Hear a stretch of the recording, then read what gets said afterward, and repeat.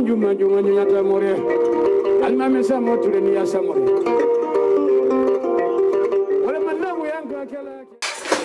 Manuel.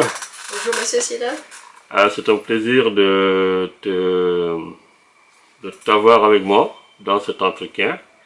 C'est une tradition que j'ai d'interviewer les stagiaires à chaque fin de stage, ce qui passe, parce que c'est quand même pour moi les stagiaires, c'est une rencontre culturelle, interculturelle, j'allais dire, c'est une rencontre de richesse et c'est toujours un profit pour la structure SOS Casamance, mais aussi pour tout le monde. Alors, c'est un plaisir parce que vous êtes brésilienne, donc ça fait quand même quelques mois vous êtes là. Malheureusement, le confinement ne nous a pas beaucoup aidé.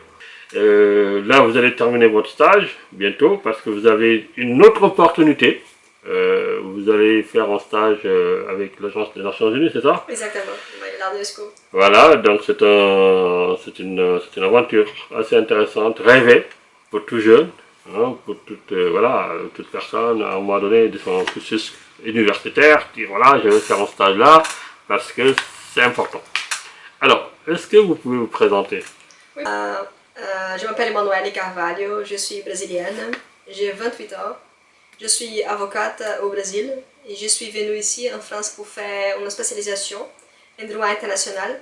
Du coup, je suis allée à l'université, je suis en train de finir mon master. Et pour moi, c'était aussi, Monsieur Silla, un plaisir de faire le stage avec vous. C'était une expérience aussi très enrichissante.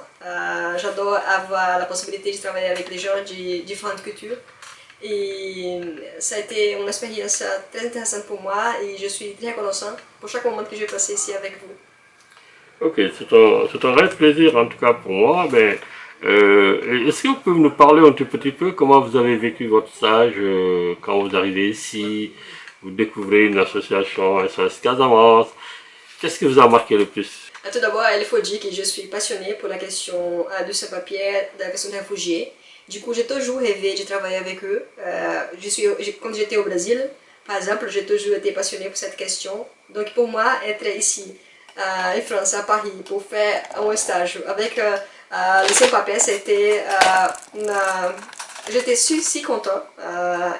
Du coup, je suis arrivée à SOS Casamance. Ça a été plus que ce que je pensais. Parce qu'ici, je pouvais avoir la possibilité de travailler directement avec des sans-papiers, de l'aider, d'être à l'écoute. Parce que pour moi, c'est exactement ça. C'est un endroit, un milieu, que les gens pouvaient être écoutés. Et donc, on peut parler avec eux, on peut avoir des échanges avec les gens qui ont besoin vraiment d'aide. Et c'est ça qui est ma passion, c'est ça qui me passionne chaque jour, de me lever chaque jour. Est-ce que je puisse donner tout ce que je viens étudier pour aider les gens? Et c'est ça parce que je suis passionnée pour cette question-là. Ma question personnelle, c'était toujours comment est-ce que je pouvais étudier d'une façon qui mon étude pouvait contribuer pour aider d'autres personnes. Et donc ici, j'ai trouvé cette possibilité. D'abord, j'étais choquée parce qu'avec Monsieur Silla, j'étais toujours avec la confiance avec nous et il m'a donné la clé pour ouvrir la SOS Casamance. Pour moi, c'était waouh, une question de confiance énorme. Et pour moi, c'était un plaisir. Pour moi, ma philosophie de vie est que quand vous avez beaucoup de pouvoir, il a beaucoup de responsabilités. Et donc, c'est ça. Je voudrais venir tous les jours et donner mon mieux. Et pouvoir aider les plus jeunes que je pouvais. Et donc, c'est exactement ça. J'ai été toujours inspirée pour faire contribuer parce que la vie d'autres personnes soit meilleure qu'auparavant.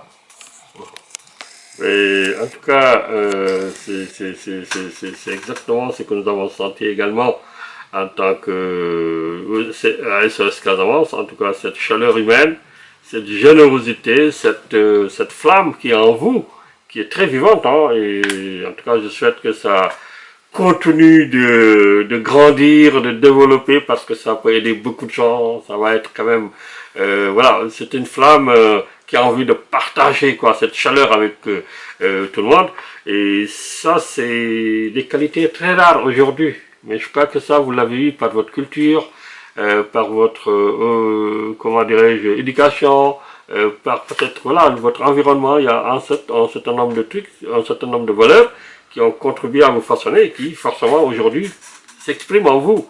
Quand on vous rencontre pour la première fois, on dit oui mais attends, c'est quand même intéressant. Alors, parce que nous, moi personnellement, de culture africaine, quand j'arrive, quand je croise comme ça, je dis oui, là il y a quelque chose quand même qui me parle. Et je crois que ça, c'est quand même quelque chose de fondamental. Et vous avez donc parlé d'aider les sans-papiers, c'était bien. Donc, en fait, vous n'avez pas aussi évoqué certainement que ça a été aussi pour l'association une source de motivation de pouvoir peut-être ouvrir une activité sur les sans-papiers avec le collectif des couturiers sans-papiers de la Goutte d'Or. Ah oui, exactement. Et ça, c'est une expérience aussi très enrichissante aussi parce qu'on a la possibilité d'ouvrir un projet qui pouvait aider plusieurs personnes au même moment. C'est-à-dire qu'on a, avec les ateliers, avec par exemple l'aide couturier qu'on venait faire, il y a plusieurs personnes qui sont venues. On a eu l'opportunité de parler avec ces gens-là. Et tout le monde est venu à donner le papier. Et maintenant, la possibilité de prendre rendez-vous, d'aider ces gens-là pour qu'ils puissent avoir les papiers. C'est une question fondamentale pour ces gens-là, parce que la possibilité de vivre ici de façon légale. Moi, comme étudiante et comme brésilienne, je sais comment c'est difficile de vivre ici avec mon papier. Donc, je suis pour une question d'empathie. Je mets à la place ces gens-là. Et j'imagine comment est-ce qu'ils vivent dans un pays sans avoir les papiers. Parce que si c'est difficile pour moi, comme étudiante, avec les visas, j'imagine comment c'est plus difficile pour ces gens-là qui n'ont rien, n'ont les papiers. Et donc pour moi, faire partie de cette transformation, c'est une question très très importante pour moi et certainement pour eux qui ont la possibilité maintenant ou dans le futur de vivre d'une façon plus ouverte, plus accueillante pour partir de la France. Et donc pour moi, c'était une action très très fondamentale. Je suis très très contente de participer à cette action-là.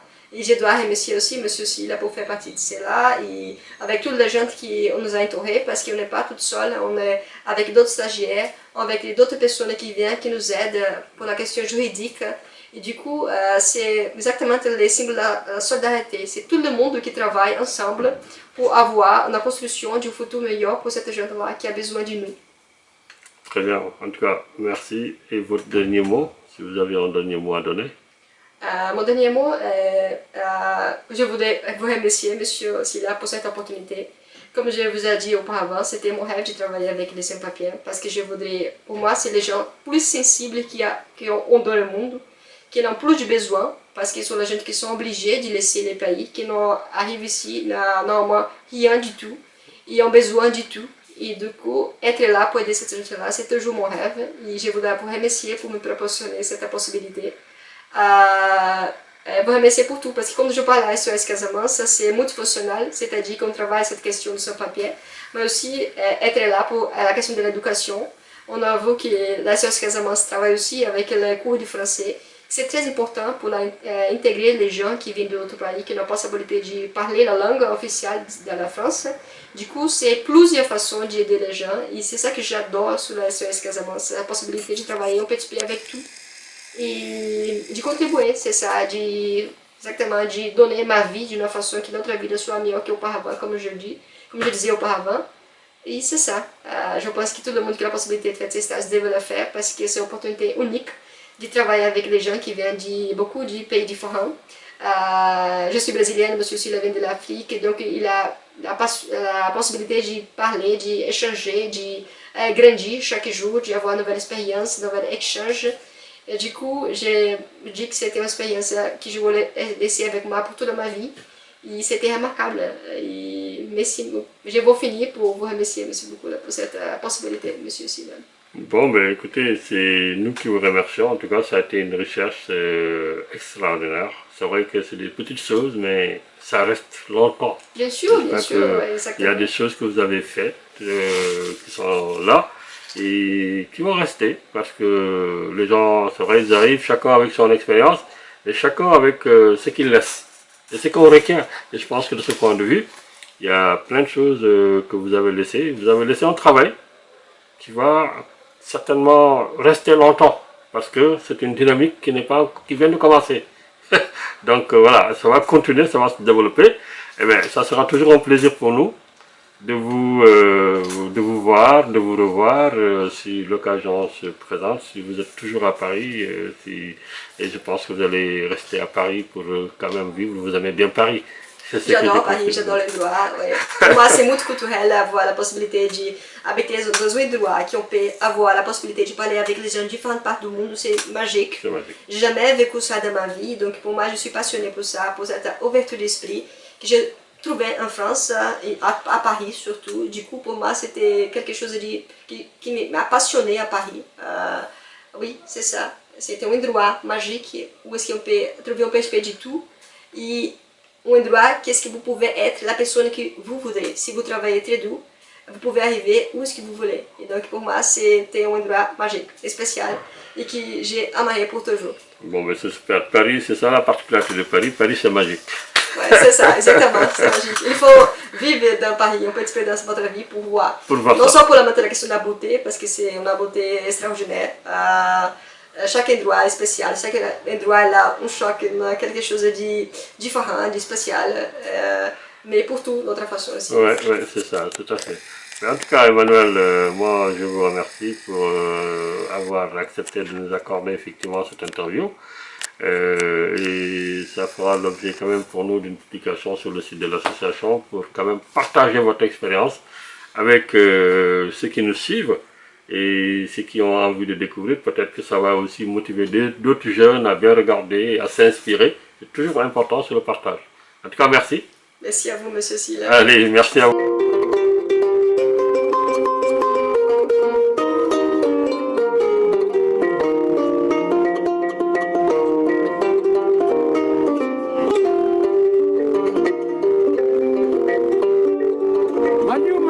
Manju nyata more alma mesa moture ni ya samore wala manna mu yanka kala ke